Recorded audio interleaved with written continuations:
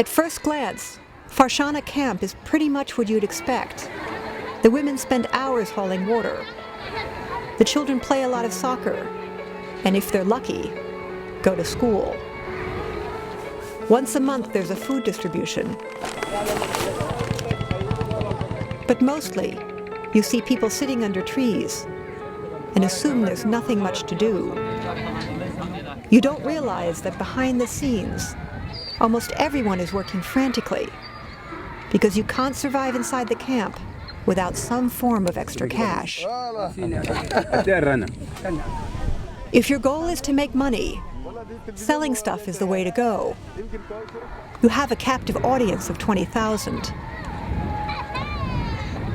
No matter how poor they are, they still need shoes and children's clothes, soap and toothpaste and candy. Though if they can't afford the commercial version, they can buy the local brand. Wedding dresses and cheaper ones for daily use. Even the occasional luxuries, like noodles, pencils, and tea. There's local honey in those soda bottles. And toothbrushes, either imported or the poor man's brand. The problem is, you need money to buy your merchandise, and most refugees arrive at the camp without a lot of cash. A few have managed to pool money from their extended family and use it to open up their own store. Mohammed sells everything from batteries to bubble gum. He learned the trade by working in an older brother's shop before the war.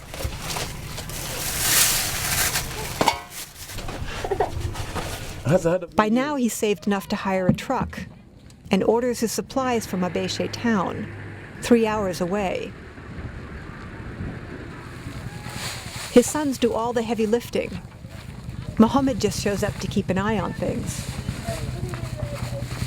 He mostly sells to other storekeepers, so he no longer has to sit inside his shop and wait for customers to come to him. The extra cash has allowed him to try his hand at other businesses, like money changing, and focus on growing his family. With more money, he can buy more wives. At 52, he just married for the third time. He has to build a house and cover living expenses for each and every wife. In fact, this is just another long-term investment. More wives mean more children, and kids are the unpaid workforce that run Mohammed's growing empire. This son squeezes fresh tamarind juice each day and takes it to the local market, 7 kilometers outside of camp. In Sudanese society, wealth comes with responsibility. Mohammed not only provides for his immediate family, but also sisters, cousins, and aunts. He has over 50 mouths to feed. And when friends drop by, he's expected to take care of them as well. But Mohammed's well respected in the community. When there's a meeting, people listen when he speaks. In this society, that's worth almost anything. But there are easier ways to get rich in the refugee camps, and this is one of them. The monthly grain distribution has to be ground into flour before it can be eaten. An extraordinarily exhausting process. Several years ago, the humanitarian agencies gave a mill to each block of refugees, with the understanding that they would be operated for the benefit of the community. Those who ran them were supposed to charge a small amount for fuel and the cost of their labor. Once a month, the women bring their grain distribution to the miller, where it goes into a queue. He gives them a receipt, and the few who can afford it pay the fee.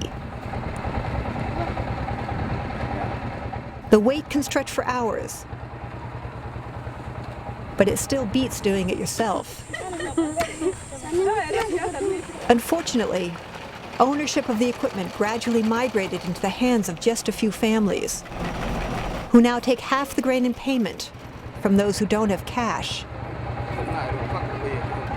The mill owners then resell it, illegally, on the open market.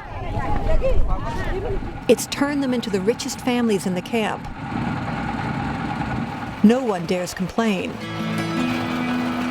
especially those who just arrived, without a penny to their names.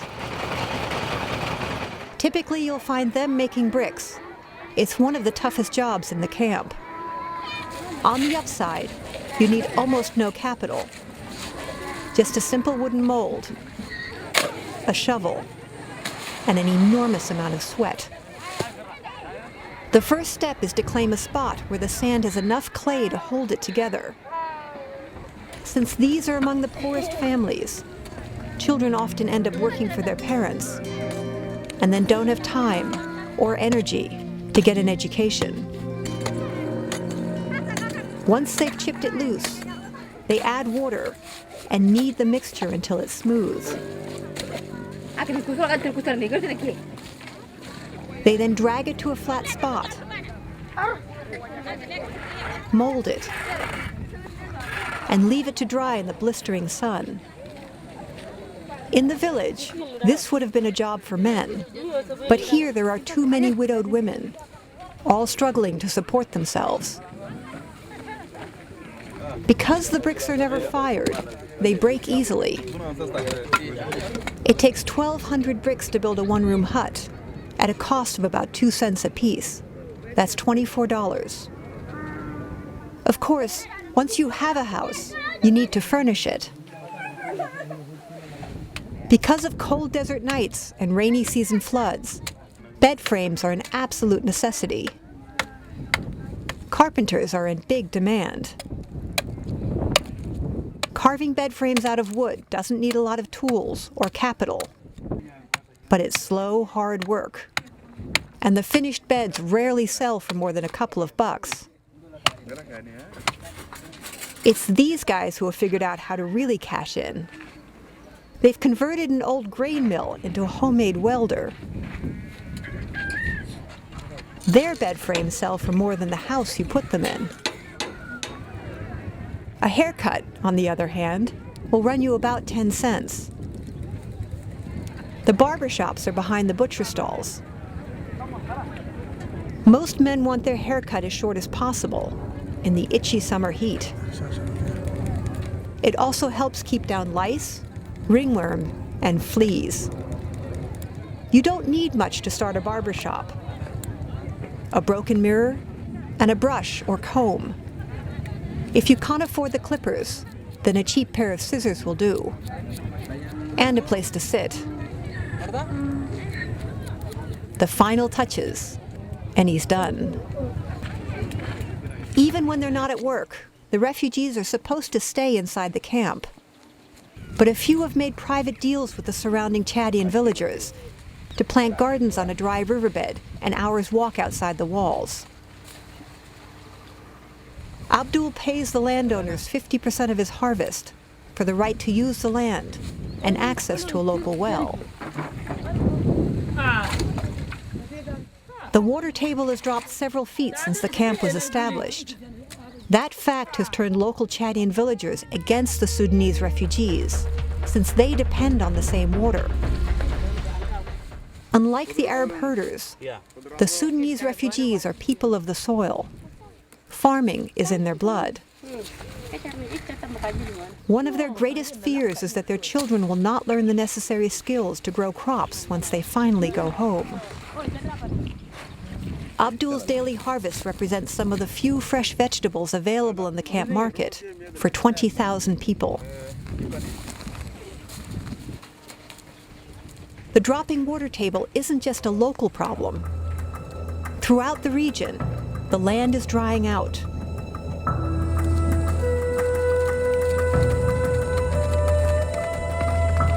Even if these refugees find their way home, they almost certainly can't go back to subsistence farming. At least for now, Abdul's vegetables are hot commodities.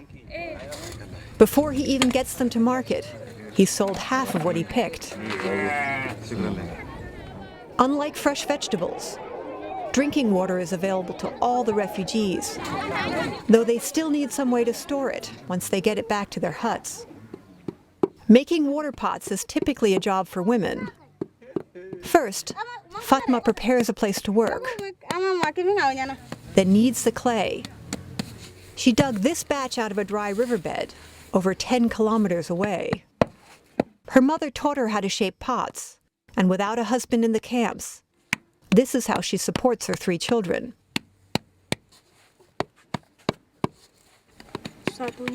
It takes about an hour to shape a single pot, including the occasional break.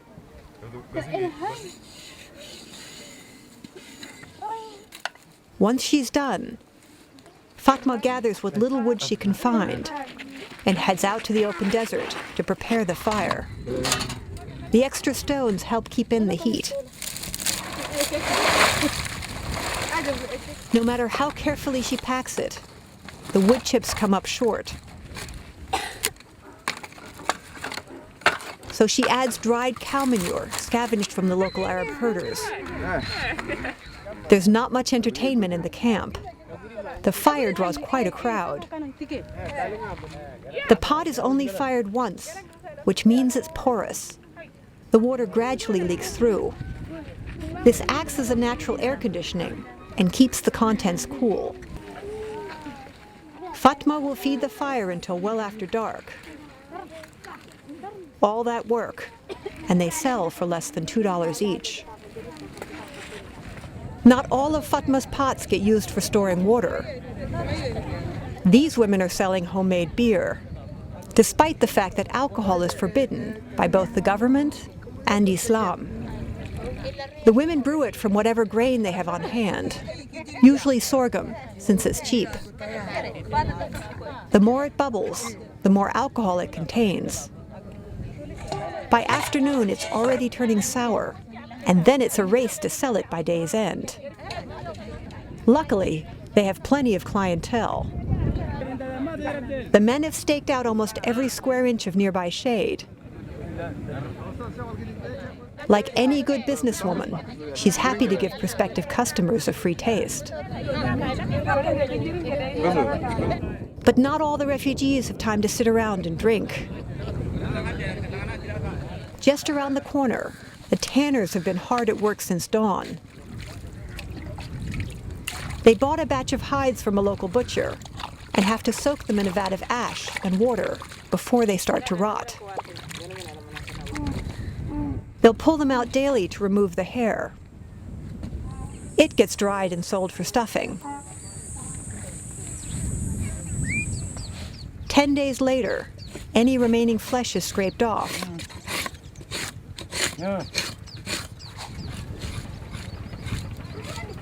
These are among the poorest workers in the camp.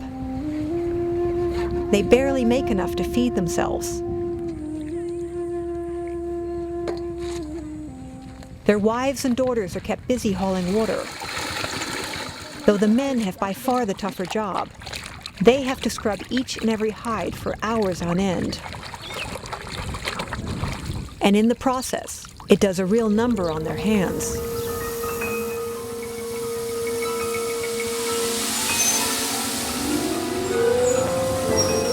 After 2 long weeks, they're almost done. But the moment the hides dry out, they stiffen up again. So they get pounded and scraped one more time. And then sold for 90 cents. The butchers, on the other hand, are the envy of the camp. The Sudanese love meat, and it's not included in their monthly food distribution.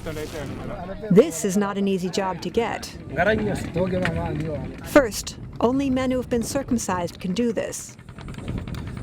Women and boys are not allowed to slaughter animals to eat. Secondly, you have to know the rules. According to Islamic law, the death must be quick and merciful, using a sharp knife, and the blood immediately drained from the body. But most importantly, you must have enough money to buy the animal in the first place. Goats cost around $20. Sheep are closer to $40. And a cow can go for as much as $200. Gamar is quite the expert at what comes next. He's been doing this for over 30 years. The best way to remove the skin is to cut a hole and blow. It inflates the carcass like a balloon and makes it easy to remove. The skin will eventually get sold to the tanners down the hill. Within 30 minutes, the goat is in pieces and ready for the cooking pot. A cow takes a good deal longer. They use every single part, even the half-digested grass inside the stomach. The intestines are hung out like laundry, or tied off into sausages with their contents still inside. The rest of the animal is tastefully displayed. Gamar is sold out by noon. And that's when he goes home and starts his other job as a camp surgeon.